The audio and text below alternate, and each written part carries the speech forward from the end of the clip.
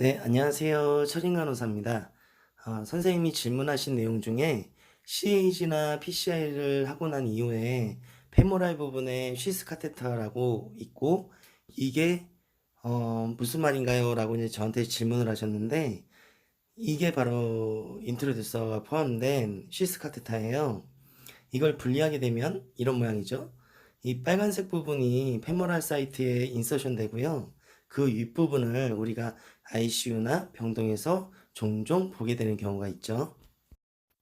보통 체스트페인 환자가 119를 통해서 ER에 내원을 하게 되면 ER에서는 랩이라든가 EKG, ST 엘리베이션 뭐 이런 상태를 보고 어큐트 MI라고 판단이 되면 엔지오팀을 콜하게 되죠. 만약에 PCI라는 시술을 하게 되면 우리가 ICU나 CCU로 또 어렌지를 하게 되는데 이게 전체적인 흐름이에요. 그럼 관상동맥에 대해서 먼저 알려드릴게요. 관상동맥은 심장을 먹여 살리는 혈관이 관처럼 씌워져 있다고 해서 관상동맥이라고 부르고요. 이거는 심장을 먹여 살리는 동맥이에요. 병동이나 ICU에서 프리케어를 해주더라도 엔지오실에서도 다시 한번 확인을 해주는 게 1번부터 10번까지거든요. 대부분은 엔지오실에서 하는 거는 심정지 상황이 발생할 수 있기 때문에 이 카트를 준비하고요. 당연히 검사나 시술을 위해서 검사 부위 소독하면서 이제 진행을 하게 되죠.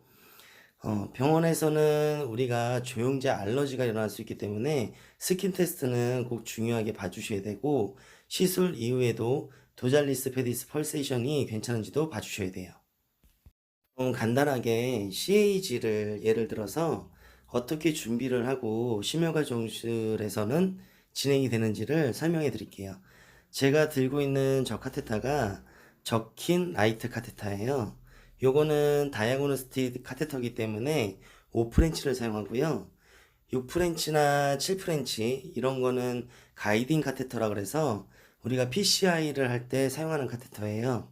자, 모든 카테터는 제가 이렇게 물이 빠지게끔 플러싱을 하고 있잖아요. 모든 시술 도구들은 저희가 플러싱을 해요. 저 플러싱은 단순히 셀라인이 아니고요. 헤파린이 같이 믹스돼 있어서 코팅까지는 아니더라도 저희가 클럿이 생기지 말라고 저렇게 모든 구멍이랑 구멍은 다 통과를 시켜요. 제가 지금 들고 있는 카테터가 쉬스 카테터예요. 요거는 제가 8프렌치를 지금 들고 있는 건데 굉장히 크죠. 이거는 페모랄용이고 라디알 아터리로 할 경우에는 좀 더 작고 구경이 작은 걸로 사용을 해요. 이것도 마찬가지로 플러싱을 하는데요. 기존에 사용하는 우리가 정맥 라인에 사용하는 3웨이하고는 좀 틀려요. 저 시스 카테터에 연결되어 있는 긴 쪽이 오프라는 뜻이라서 그쪽 방향으로는 수액이 새질 않아요.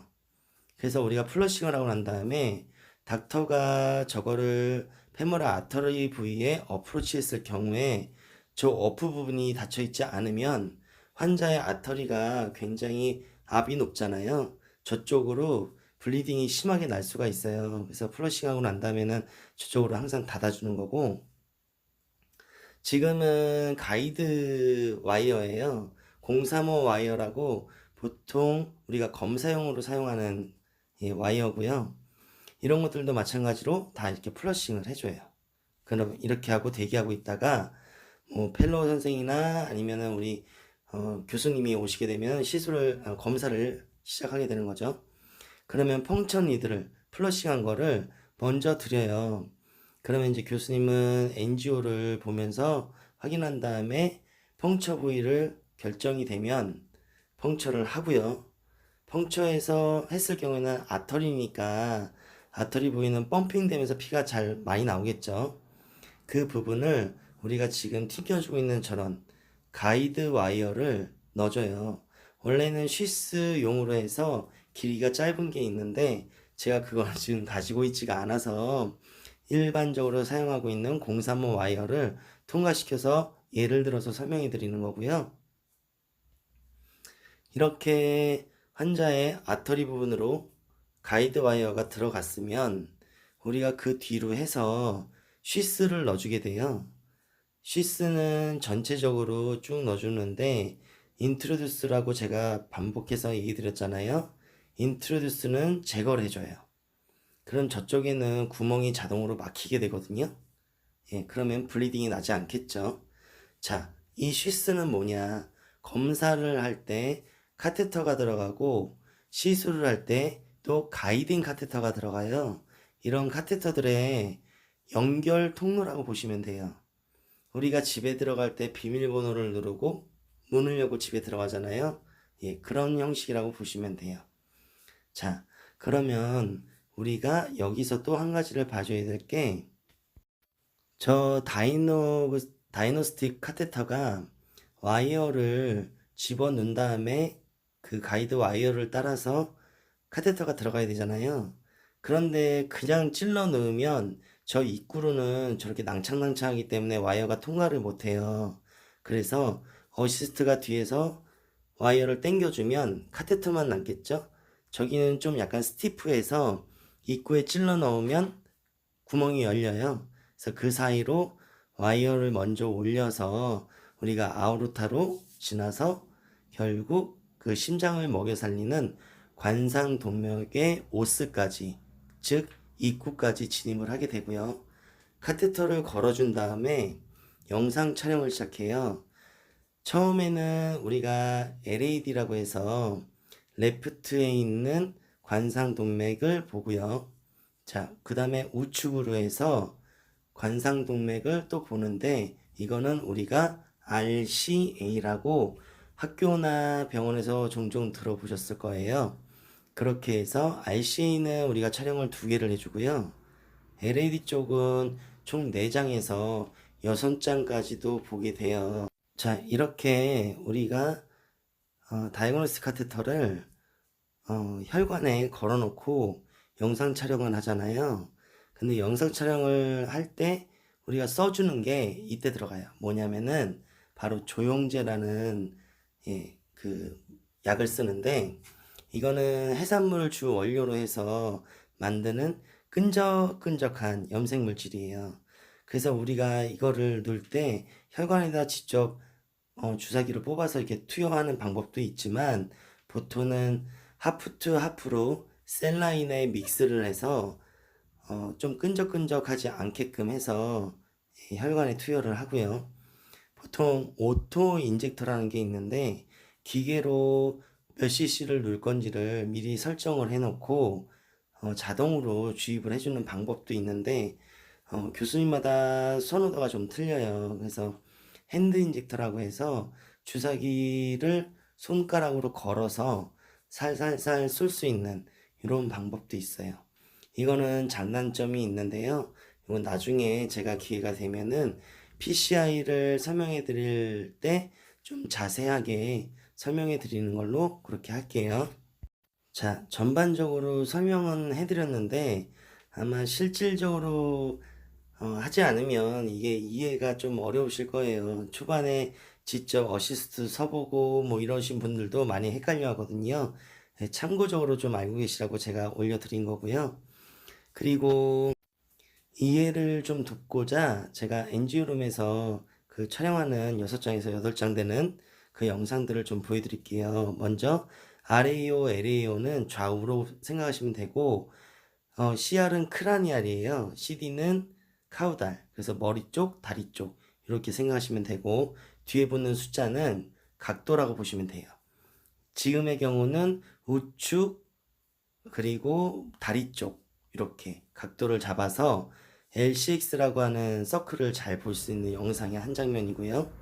지금은 영상을 왼쪽 머리 쪽으로 돌려줘서 찍은 건데, 요거는 우리가 가장 중요하게 생각하는 그 LAD라고 하는 메인 혈관이에요. 요게 잘 볼 수 있는 영상이고요.